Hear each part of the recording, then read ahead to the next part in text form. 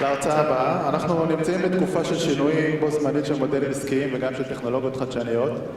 חברת IBM היא באמת מובילה עולמית בחיבור בין שני עולמות, בין הטכנולוגיה לבין הפתרונות העסקיים. אני מתכבד להזמין את מר דניאל מלכה, מנכ"ל IBM ישראל, שישתף אותנו על המפתחות להצלחה. יש לי מדונה. תודה. וואו, אז בוקר טוב לכולם. איזה כיף להיות כאן איתכם הבוקר. אני שמתי לב שבנושא של הכנס המילה מהפכה, revolution, חוזרת על עצמה כמה פעמים. מהפכה תעשייתית, מהפכה דיגיטלית וכן הלאה. ובתור צרפתי לשעבר, ואתם יודעים שצרפתים מבינים קצת במהפכות, אז אני יכול להגיד לכם שהאתגר האמיתי הוא איך ממנפים את המהפכה הזו אל תוך התהליכים העסקיים שלנו, וכולל כמובן בכל מה שקשור לשרשרת האספקה. אז בואו נתחיל מעובדה. אנחנו נמצאים בנקודה קריטית בזמן. האנליסטים קוראים לזה inflection point. ואני יודע שכולנו מדברים הרבה מאוד על השינוי, אבל אני יכול להגיד לכם שהנקודה הזו מביאה איתה שינוי שמדברים עליו במונחים של 1 ל-25 שנה. והשינוי הזה קורה עכשיו כי אנחנו נמצאים בנקודה מאוד מיוחדת שבה הטכנולוגיה והמודלים העסקיים משתנים בו זמנית. וזה בדיוק מה שעושה את ההבדל. אתם יודעים, ב-60 שנה האחרונות אנחנו פעלנו במסגרת שני חוקים שהגדירו את כללי המשחק ושבעצם אפשרו לחברה ולחברות להתפתח בצורה אקספוננציאלית בעקבות הטכנולוגיה. הראשון הוא חוק מור, שדיבר על כך שעוצמת המחשוב מכפילה את עצמה כל 18 חודשים. והשני, חוק מטקלף, שהגדיר שהערך של רשת שווה למספר הרכיבים שלה בריבוע. עכשיו, זה נשמע מסובך, אבל זה בדיוק העיקרון המנחה של הרשתות החברתיות. ועכשיו, אנחנו נמצאים בלב ליבו של שינוי אקספוננציאלי נוסף. החיבור של כמויות אדירות של דאטה עם הבינה מלאכותית. ובעידן של עוד ועוד מהפכות טכנולוגיות, השינוי הפך להיות הדבר הקבוע היחיד. ובאמת, אנחנו רואים שמה שמעסיק את הארגונים ואת הלקוחות שלנו היום יותר מכל דבר אחר הוא השינוי. בשאלות שהלקוחות שלנו שואלים אותנו, אנחנו רואים 3 גישות עיקריות. אנשים מודאגים, אנשים אופטימיים ואנשים אדישים. אז למודאגים האלה, אלה שחוששים ממה שאני קורא לו סינדרום טרמינטור, אני יכול להבין אותם, אבל אני גם יכול להרגיע ולומר שהטכנולוגיה באה כדי להעצים את האדם ולא כדי להחליף אותו. אנחנו כבר רואים שחברות גדולות וממשלות בעולם מגדירות חוקי אתיקה ורגולציה שיאפשרו לנו ליהנות מהגוד-טק ולהילחם בבד-טק. ואני עוד ארחיב בנושא הזה בהמשך. לאופטימיים, אני איתם לגמרי. אנחנו רואים היום איך הטכנולוגיה באמת מאפשרת לנו לפתור בעיות שעד לאחרונה קיבלנו אותם כגזירה משמיים. ולאנשים, אני בדרך כלל מציע להם להתעורר. כי העולם שלנו השתנה יותר ב3 דורות האחרונות מאשר בכל ההיסטוריה המתועדת. ניקולה ניגרו-פונטה מה-MIT אמר, כל מה שיכול להיות דיגיטלי יהיה דיגיטלי, ומוקדם ממה שאנחנו חושבים. עכשיו, העיקרון הזה נכון היום יותר מאי פעם, והיכולת של הסתגלות של הארגונים שלנו לעיקרון הזה, הוא זה שיקבע את העתיד שלנו. ארגונים שישכילו ללמוד יותר טוב מהדאטה שלהם, ויכניסו Machine Learning, Deep Learning ובינה מלאכותית בתהליכים העסקיים שלהם, הם אלו שיובילו. ואם עד לאחרונה חשבנו שהחברות החדשות כמו אובר או Airbnb עומדות לתפוס את מקומם של החברות הקיימות, אז אנחנו עכשיו רואים שהמגמה שוב משתנה. חברות גדולות תוקפות בחזרה והופכות להיות הדיסרפטור. The incumbents strike back. לי זה מזכיר שם סרט. ולמה? בגלל הדאטה. הארגונים הקיימים היום מחזיקים 80% מהדאטה הרלוונטי בעולם. רק 20% נמצאים ברשת וזמינים לכולם. וה-80% האלה הם מקור כוח אדיר. אנחנו רואים היום ארגונים גדולים בארץ ובעולם שממציאים את עצמם מחדש. איך הם עושים את זה? קודם כל הם מסתכלים על הנכסים הקיימים בארגון, ביניהם הדאטה, והם משתמשים בטכנולוגיות הדיגיטליות כדי להתייעל ולייצר שירותים ומנועי צמיחה חדשים. כך למשל, הדואר היפנית מינפה את טכנולוגיית המובייל ואת הגישה שלה לכל בית ובית ביפן כדי להפוך להיות חברת אלדריקר. וזה במדינה שאתם יודעים שבעיית ההזדקנות של האוכלוסייה הפכה להיות לבעיה לאומית. או חברת פורד, שהשתמשה בידע האדיר שלה בתחום התחבורה והפכה מיצרנית רכב לספק של פתרונות מוביליטי. למעשה, פורד פתחה לעצמה שוק חדש של צרכנים שלא מחזיקים ברכב פרטי. או פה בישראל אלקטרה, שהטמיעה במזגנים שלה בינה מלאכותית מבוססת על הפלטפורמה וואטסון, שמאפשרת בעצם לקרוא לטכנאי עוד לפני שהתקלה מורגשת במזגן. אני מניח שכולכם ראיתם את פיפי ובבקו מאוד מתחגשים מזה. דרך אגב, ה-reinvention, ה-digital reinvention, הוא לא מוגבל רק לחברות העסקיות. גם גופים ציבוריים בישראל ובעולם יכולים להמציא את עצמם מחדש לעולם הדיגיטלי. קחו לדוגמה את משרד הבריאות פה בישראל, שבשיתוף פעולה עם IBM מפתח בימים האלה מערכת בינה מלאכותית שמסייעת לאזרחים לקבוע ניתוחים וטיפולים בכל בתי החולים בארץ. והיא עושה את זה בצורה יעילה, בצורה מהירה ובלי שום בירוקרטיה. אז איך עושים את הטרנספורמציה הזו והופכים לדיגיטל דיסרפטורס? קודם כל, כשאתם חושבים על להיות דיסרפטורס, אתם צריכים לחשוב על זה כיציאה למבצע התקפי. וכמו כל דבר טוב בצבא, זה מתחלק לשלושה דברים שאנחנו צריכים לעשות. אחד, למנף כל פלטפורמות דיגיטליות, כל הפלטפורמות דיגיטליות. אלו שאנחנו בונים לעצמנו, אבל גם אלו שנוצרו על ידי אחרים, ואפילו על ידי המתחרים שלנו. קחו למשל את חברת אורנג' בצרפת, חברת הטלקו הגדולה.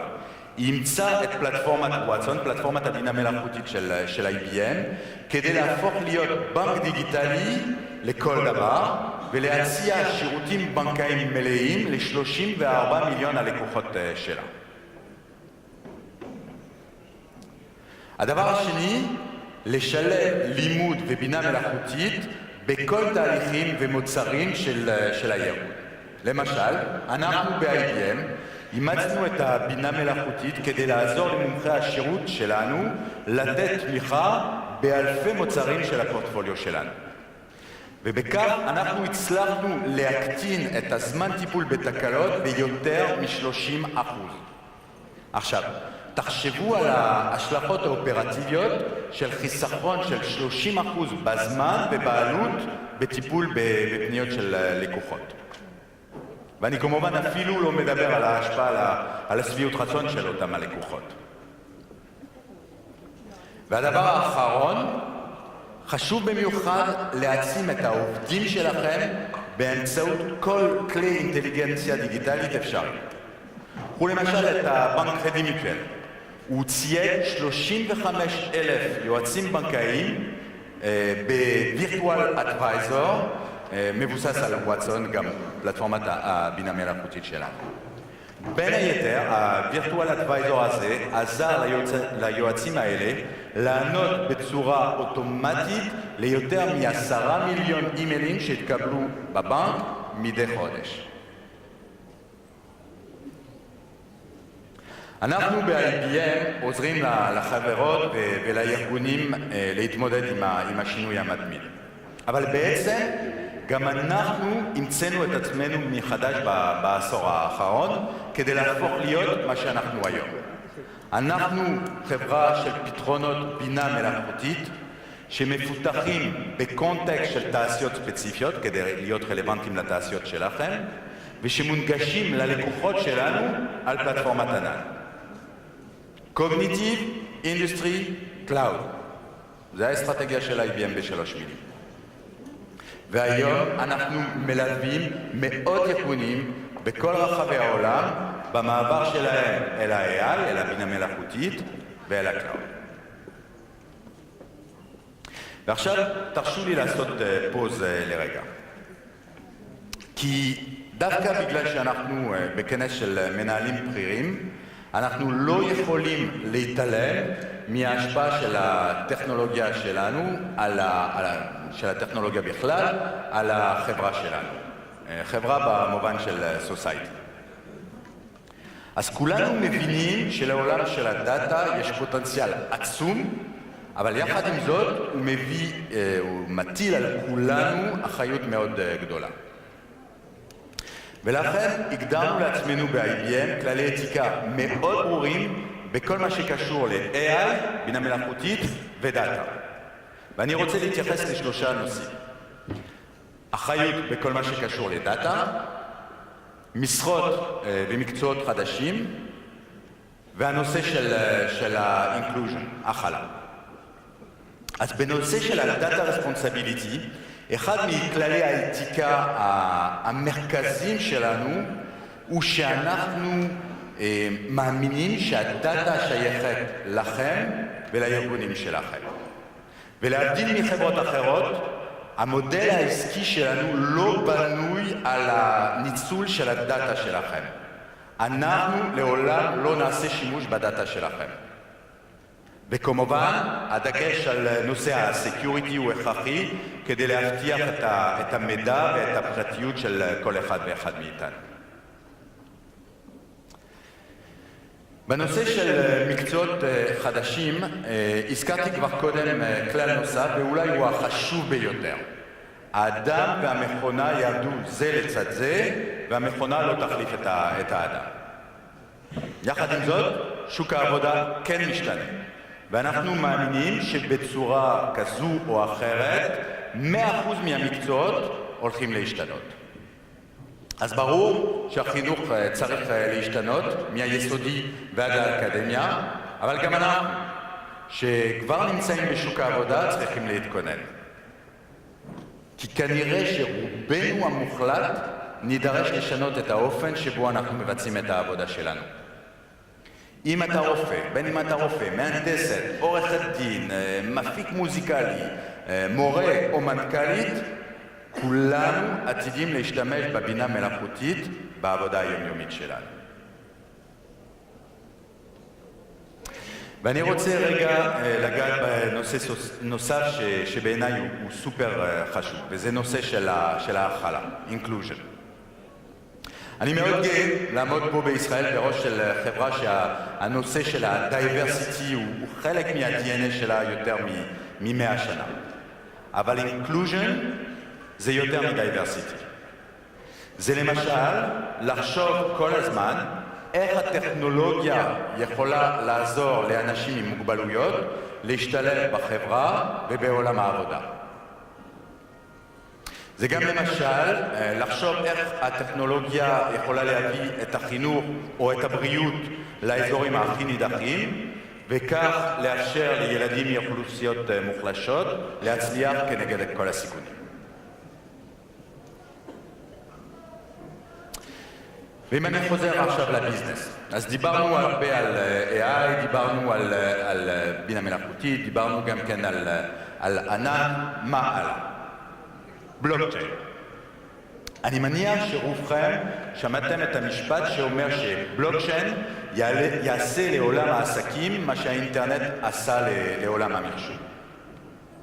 אז כמה מילים על בלוקצ'יין. בלוקצ'יין היא תשתית שמאפשרת לנהל טרנזקציות עסקיות בין גורמים שונים על בסיס ספר חשבונות משותף. בעצם הפלטפורמה הזו מאפשרת שקיפות ובניית אמון בין כל הגורמים שמעורבים בעסקה. ולכן גרטנר צופה שעד 2030 שליש מהטרנזקציות בעולם יהיו מבוססות בלוקצ'יין. טרנזקציות מכל סוג, כולל העברת כספים. אז בואו נראה דוגמה.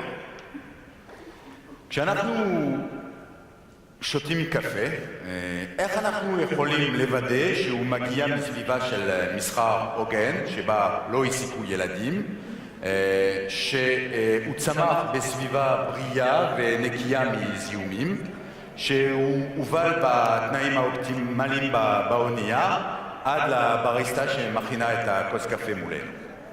בלוקצ'יין.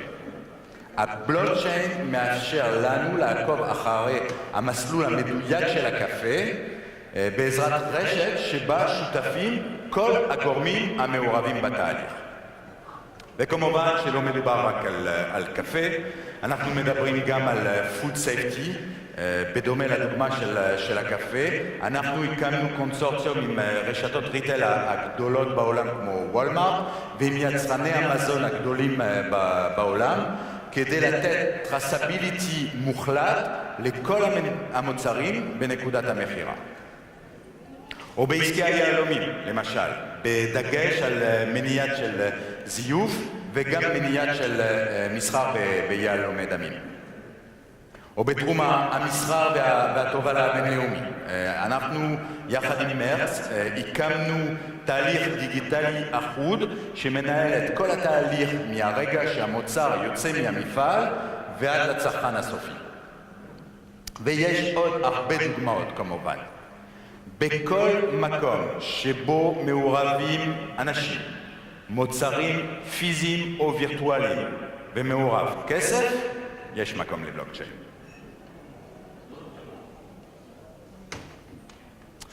ולפני שניפרד, אני רוצה לתת לכם הצצה למשהו גדול. באמת, הדבר הבא. מישהו יודע מה זה? אז בעצם זה מחשב שמבוסס על פיזיקה קוונטית. ולמה זה כל כך מיוחד? כי אם מסתכלים על כל מה שקרה בעולם המחשוב וכל המהפכות שדיברנו עליהן, הן כולן מתבססות על העיקרון של השיטה הבינארית. הכל מבוסס על הביט, והביט הזה יכול להיות 0 או 1. במחשוב קוונטי, הביט הזה הופך להיות לקיוביט, והקיוביט הזה יכול להיות 0 או 1, או כל מספר שבין 0 ל-1. בעצם כאילו אין סוף אפשרויות. עכשיו, אם אתם חושבים שאני הבנתי את המשפט הזה כשהסבירו לי אותו בפעם הראשונה, אז אתם טועים. אבל אז הסבירו לי שמחשב קוונטי יהיה מסוגל לעשות ב-30,000 צעדי מחשוב, מה שמחשב רגיל היה עושה במיליארד צעדים. יחס של 1 ל-300,000. אז עדיין לא הייתי בטוח ב100% שהבנתי, אבל אמרתי לעצמי, אוקיי, זה נשמע כמו יתרון משמעותי. ובסוף הביאו לי את משפט המחץ. אמרו לי שמחשב קוונטי של 50 קיוביט יהיה מסוגל לפתור בעיות שכל המחשבים הקיימים היום על פני כדור הארץ ביחד לא היו מסוגלים לפתור. ואז נפל לי האסימון שמחשוב קוונטי הולך לשנות את הפרדיגמה בכל תחומי החיים שלנו. קחו למשל בתחום של הנדסת חומרים. מחשב קוונטי יאפשר לנו לעשות סימולציות של מולקולות מורכבות ולמשל לפתח תרופות חדשות, מה שהיום דורש שנים רבות של ניסויים. ואני לא מדבר על מדע בדיוני. כבר היום מחשב קוונטי של 20 קיוביט של IBM זמין לקהילת המפתחים בענן. ואתם זוכרים את המשפט הזה שאמרו לי על המחשב של 50 קיוביט. אז אני יכול להגיד לכם שהמחשב הזה כבר קיים היום במעבדות של IBM, והוא יהיה זמין מסחרית בסוף השנה הזו, בסוף 2018. אז חברים, כפי שאתם רואים, העתיד הוא לא משהו שקורה לנו. העתיד הוא משהו שאנחנו יוצרים. וזה בדיוק הסיבה שלשמה התכנסנו כאן היום. תודה רבה לכולם.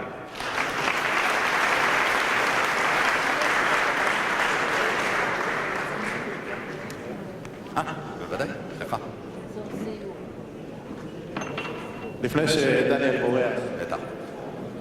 אני חושב ש-IBM אולי יותר מכל חברה אחרת, יש לה תמונה גלובלית, מה שקורה בעולם בתחום הזה. איפה אתה חושב שישראל נמצאת בהיבט של מודעות הנהלות, יישום, כל הנושא של לקחת את הטכנולוגיה ובאמת ליישם אותם הלכה למעשה, ביחס לעולם? אז אני חושב שישראל היא סוג של פרדיגמה, כי מצד אחד אנחנו מקדמים את הטכנולוגיות הכי באמת בולטות בעולם, מצד שני אנחנו תמיד קצת איטיים יותר בליישם את זה בתעשיות שלנו, בבנקים שלנו או בארגונים שלנו. והפרדיגמה הזו היא תמיד מעניינת. אני חושב שזה בא, ואנחנו לאט לאט נכנסים לזה, אבל אני חושב שזה גם כן התפקיד של כל אחד ואחד מאיתנו בחדר הזה של ההנהלות הבחירות של הארגונים, לחשוב איך ממנפים את הטכנולוגיה לטובת העסקים. טכנולוגיה היא צריכה להיות מנוע קידום לעסקים.